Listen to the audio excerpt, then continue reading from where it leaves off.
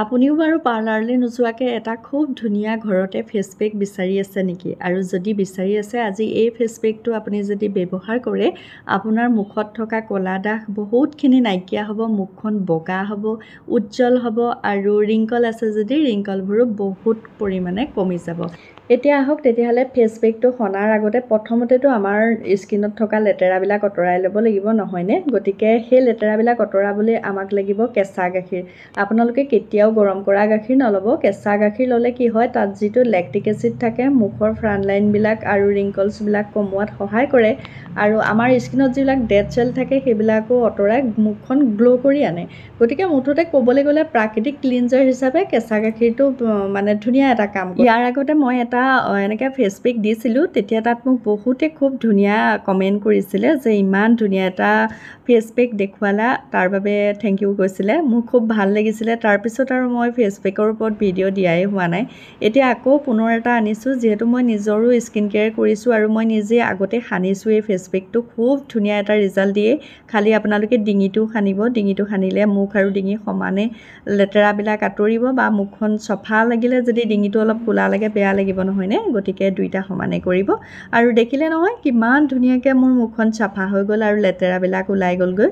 এতিয়া মুখখন কেঁচা গাখীৰে চাফা কৰিলোঁ। চাফা কৰি লোৱাৰ পিছত এতিয়া লৈছোঁ নাৰিকল তেল, আৰু নাৰিকল তেলে মুখখন খুব ধুনীয়াকৈ মইশ্চাৰাইজাৰ কৰে আচলতে।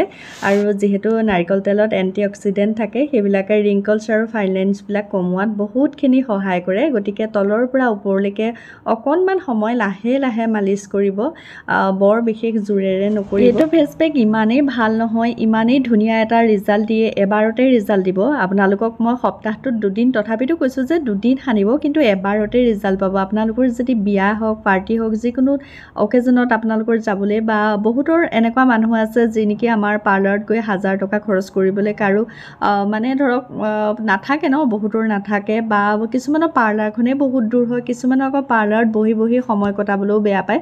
গতিকে আপোনালোকে ঘৰত থকা এই সাধাৰণ সামগ্ৰীকেইটা এবাৰ ফেচিয়েলটো কৰি চাওক আৰু ফেচ পেকটো সানি চাওক। তাৰপিছত আপোনালোকে তলত মোক কমেণ্টত ক'ব আপোনালোকে কেনেকুৱা পালে। আমি এতিয়া 2টা ষ্টেপ সানিলোঁ, এটা হ'ল কেঁচা গাখীৰ আৰু এটা হ'ল নাৰিকল তেল। গতিকে 2টা বস্তুৰ সনাৰ পিছত মুখখন ইমান ধুনীয়া চাফা হৈ যায় নহয়, কি ক'ম, বৰ ধুনীয়াকৈ ক্লিন হৈ যায় আৰু নিজৰ মুখখন নিজে চুই ভাল লাগে মানে।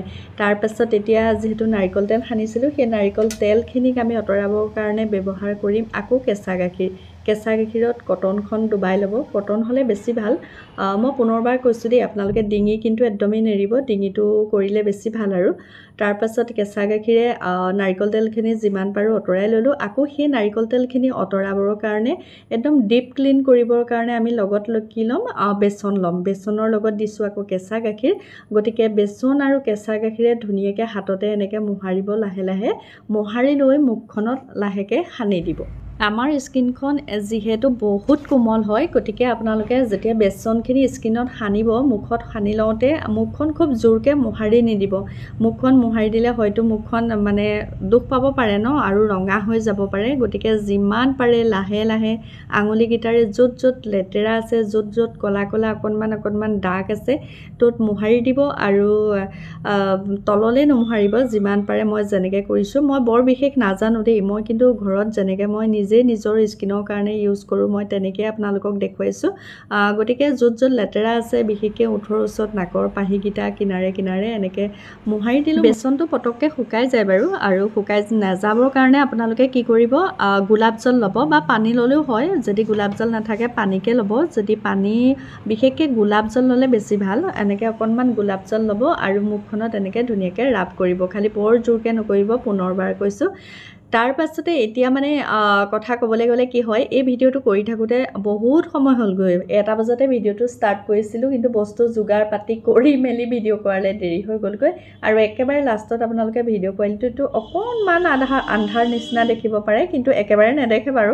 মই পোহৰত একদম ধুনীয়াকৈ মুখখন দেখুৱাবলৈ আপোনালোকক চেষ্টা কৰিম। হোম ৰেমেডি মই এতিয়া নহয়, মই বিয়া নোহোৱা আগৰ পৰাই, মানে পঢ়ি থকা অৱস্থাৰ পৰাই মই হোম ৰেমেডি ইউজ কৰোঁ, আৰু মই হোম ৰেমেডিয়ে সানো। তেতিয়া মোৰ স্কিন স্কিনখন আৰু ধুনীয়া আছিলে কাৰণ বিয়া হোৱা নাছিলোঁ, সময় পাইছিলোঁ, নিজৰ স্কিনৰ যত্ন ঘৰৰ সামগ্ৰীয়ে লৈছিলোঁ। আৰু দেখিছে নহয় কিমান ধুনীয়াকৈ মোৰ মুখখন চাফা হৈ গ'লগৈ। আচলতে স্কিনখন যদি আপোনালোকৰ ভাল ধুনীয়া উজ্জ্বল কৰিবলৈ হয় আৰু এটা কথা থাকে, প্ৰচুৰ পৰিমাণে পানী আৰু নিজৰ খাদ্যৰ ওপৰতো গুৰুত্ব দিব লাগে। মোৰ এই দুটা বস্তুৱে মোৰ মানে একদম নিজৰ মানে মই হেল্থৰ অকণমানো গুৰুত্ব নিদিওঁ। আপোনালোকে কি ক'ব আৰু, মই অকণমানো খোৱা বোৱা পানী এইবিলাক বস্তুত মোৰ অকণোৱে ধান্দা নাই। খালি নিজৰ কাম কৰিব লাগে, ৰাতিপুৱা হ'ল গধূলি হ'ল সেই তেনেকেই থাকোঁ।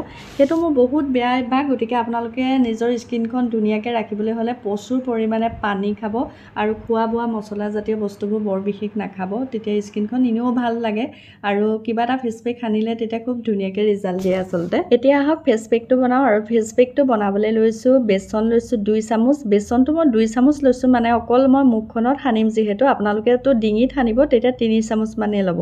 তাৰপৰা লৈছোঁ কষ্টুৰি হালধি ল'ব অকণমান, আপোনালোকে কষ্টুৰি হালধিটো বেছি ভাল বাৰু।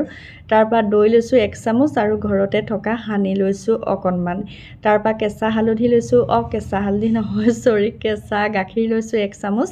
আৰু একেবাৰে লাষ্টত আৰু এটা বস্তু দিম, সেইটো হ'ল দৈ গাখীৰটো যে বনাইছিলোঁ সেই দৈ গাখীৰ মই পানীটোও দিছোঁ। গতিকে গোটেইকেইটা মিশ্ৰণ একেলগ কৰি ধুনীয়াকৈ মিক্স কৰি ল'ব। মিক্স কৰি লোৱাৰ পিছত আমাৰ একদম ফাইনেল যিটো ফেচ পেক সেইটো ৰেডি হৈ গ'ল। আৰু এতিয়া আহক তেতিয়াহ'লে মুখত সানো।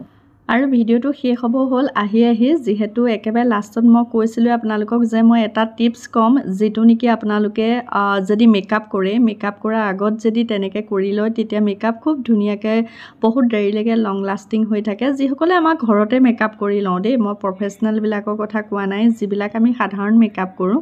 আৰু যিহেতু এইটো ছামাৰত মানে খুব এটা ধুনীয়া টিপছ হয়, মই কৈ আছোঁ আপোনালোকে খালি চাই থওক। আৰু মুখখনত সানি কৰি হোৱাৰ পিছত আপোনালোকে 100% মুখখন ড্ৰাই হ'বলৈ নিদিব। 100% হ'লে মানে মুখখন মানে টানি টানি ধৰিব। 90% মান যেতিয়া শুকাই যাব তেতিয়া পানী অলপ এনেকৈ মুখখনত ছটিয়াই লোৱাৰ পিছত লাহে লাহে মুখখন মোহাৰি ধুই দিবলৈ চাব।